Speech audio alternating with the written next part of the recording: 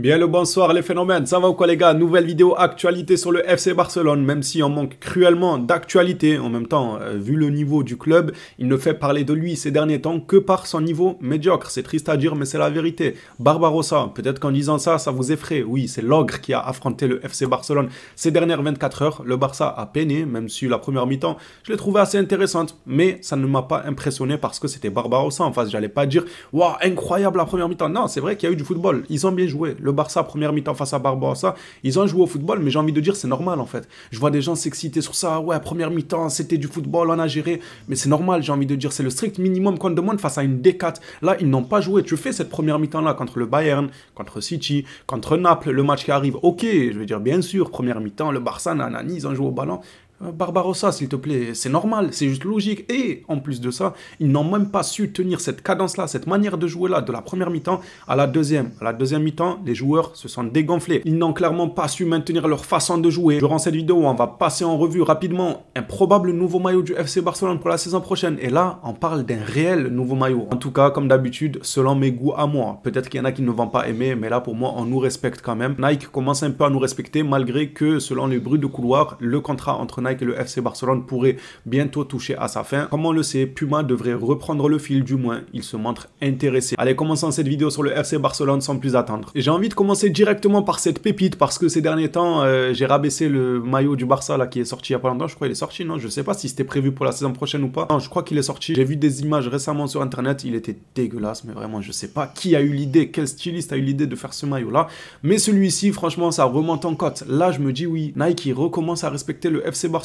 Le maillot domicile du Barça pour la saison 2024-2025 pourrait être celui-ci affiché sous vos yeux. La question se pose évidemment, comme d'habitude, qu'en pensez-vous de ce maillot? Pour moi, il est exceptionnel. Vous savez, une petite touche à l'ancienne, ça me rappelle les maillots de l'époque. C'est un mélange entre époque et modernité qui, selon moi, est très très réussi. Dites-moi vous ce que vous en pensez de votre côté. Et on va passer à une information sur Joao Félix qui va peut-être pas faire plaisir à grand monde, dans moi notamment. Mais bon, quand je vois la nonchalance de Félix lors de ses derniers matchs, je peux pas le défendre. On essaie de rester objectif, je peux pas. Ça me fait mal, mais je peux pas le défendre. Il faut qu'il fasse des efforts au même titre que tout le monde. Joao Félix devrait être sur le banc lors du prochain match contre Osasuna. Il traverse une période compliquée. Comme je le dis si bien, je me dois de rester un maximum objectif. Je peux me tromper des fois, tout en essayant de rester un maximum objectif. Félix, ces derniers temps, c'est vrai qu'il montre la nonchalance, mais je peux apporter une explication à cette nonchalance-là. Est-ce qu'il n'y aurait pas eu une cassure entre Félix et Xavi? Déjà que les médias nous balançaient partout que Xavi ne voulait jamais de Félix. Et puis même comme Félix jouait bien à son arrivée au FC Barcelone, on est d'accord, à l'unanimité, tout le monde était choqué de son niveau, son intégration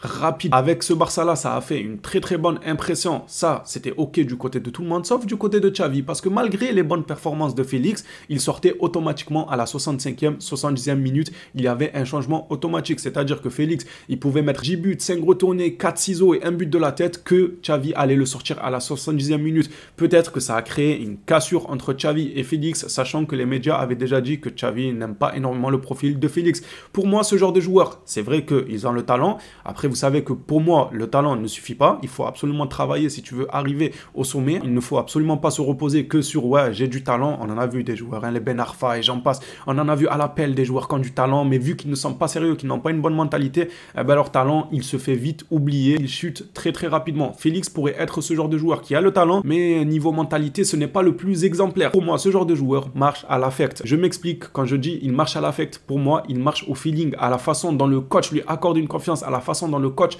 l'aime. Ce genre de joueur peut faire parler son talent et peut être un maximum sérieux, te rendre l'amour que tu lui donnes, la confiance que tu lui donnes sur le terrain, si le coach lui donne un véritable amour, une véritable confiance. Là où ce genre de joueurs, qui encore une fois, pour moi, n'ont pas la meilleure des mentalités, quand ils vont trouver un coach qui va avoir des ambiguïtés, des choses cheloues, ok, je mets un but, une passe décisive dans un match, on me sort quand même à la 70e minute, je comprends pas, dans les médias, tout le monde dit qu'il ne voulait pas de moi au Barça. Vous comprenez ce que je veux dire? Félix et tant d'autres joueurs n'ont pas le mental, même si en soi il doit rester professionnel et se donner toujours à fond. Ça, c'est la logique des choses. Mais maintenant, si le joueur n'a pas cette mentalité-là, eh bien pour moi, je ne défends pas ça à 100%. Je dis juste les raisons peut-être de son décrochage, de sa nonchalance lors de ses derniers matchs, la cassure qu'il y a pu avoir entre lui et Xavi. Ça peut être une cause directe à sa nonchalance, selon moi. C'est des joueurs qui marchent à l'affect. Quand le coach leur fait confiance, leur donne un véritable amour, ils te le rendent sur le terrain. Ils essayent d'être un maximum exemplaire et vice-versa. Quand tu ne leur donnes pas une véritable confiance, ils ont tendance à se laisser aller parce que le mental n'y est pas. C'est mon point de vue. Je peux me tromper, bien évidemment. Je n'ai pas la science infuse. J'attends votre point de vue, vous aussi, de votre côté. Comme vous le savez, je laisse la parole à tout le monde. Chacun son avis. Il n'y a aucun souci sur ça. Passons à une autre nouvelle. 2 blessés au Barça, Pedri et Cancelo. C'est pas une surprise, mais ils feront tout de même le voyage en Arabie Saoudite selon FF Polo. Il y a une bonne nouvelle pour Pedri. Aujourd'hui, le joueur a fait une partie de l'entraînement avec le groupe. Quant à Cancelo, il n'a toujours pas repris l'entraînement. Je ne comprends toujours pas pourquoi il fait le voyage en Arabie Saoudite. Peut-être que les plans du staff médical, si on peut appeler ça un staff médical, j'ai plutôt l'impression que c'est les médecins de la série H. Bref, on va pas ouvrir le débat du staff médical. On va les appeler comme ça, peut-être des staffs américains. Non, quand même pas. On va les appeler staff médical pour l'instant. Même si ma patience a des limites avec toutes ces blessures, même si en réalité, Cancelo, c'est pas à cause du staff médical non plus. C'était une blessure dans le jeu. C'était un contact avec le défenseur adverse. Bref, tout ça pour dire peut-être que le staff a un petit espoir que Cancelo revienne pendant que l'équipe est en Arabie Saoudite. Passons maintenant à une autre information. On va terminer d'ailleurs sur celle-ci et une autre juste après. La dernière, ça sera une déclaration de Xavi qui m'a énormément déplu. De l'arrogance, de l'arrogance, de l'arrogance quand le résultat n'est pas là. C'est jamais un bon mélange. Ils ont déjà cette statistique assez affolante, assez décevante. Barcelone a disputé 20 matchs officiels consécutifs sans gagner avec plus d'1 but d'écart pour la première fois en 125 ans d'histoire. Quand j'ai lu ça, je me suis dit mais c'est pas possible. 125. Ils ont rajouté un 1, c'est 25 ans d'histoire. Même 25 ans, pour moi, ça aurait été énorme. Alors imaginez 125 ans. C'est de la folie en vrai. Depuis 125 ans, le Barça n'avait pas enchaîné 20 matchs consécutifs en gagnant de seulement 1 but d'écart. 1 but d'écart. Franchement, c'est honteux. C'est honteux avec ce genre de record-là. Et j'en passe. Il y a eu quelques autres records qui sont passés que j'ai pas pu récupérer. On va finir cette vidéo sur le Barça par la déclaration de Xavi, très arrogant, comme à son habitude, alors que le résultat n'est pas là. Alors que selon moi et beaucoup de Blaugrana, c'est le pire coach que le Barça ait connu ces dernières années. Avec cette armada-là, en attaque, au milieu de terrain et en défense, il arrive à produire un jeu aussi médiocre que ça, à faire tomber tous les mauvais records du Barça. C'est-à-dire qu'il y a des coachs qui viennent dans un club, ils te gagnent 3 Ligues des Champions d'affilée, 2 Ligues des Champions, 3 fois champion d'Espagne, des trucs comme ça, des records positifs. Xavi, depuis qu'il est venu, que des gros records négatifs. Depuis 4000 ans, le Barça n'a pas encaissé un but de 500 mètres. Eh ben Xavi, il a fait encaisser au Barça un but de 500 mètres. Je suis désolé, je sais que je suis extrêmement dur avec lui, mais trop, c'est trop. Finissons cette vidéo sur cette déclaration. Xavi a déclaré après le match face à l'ogre Barbarossa.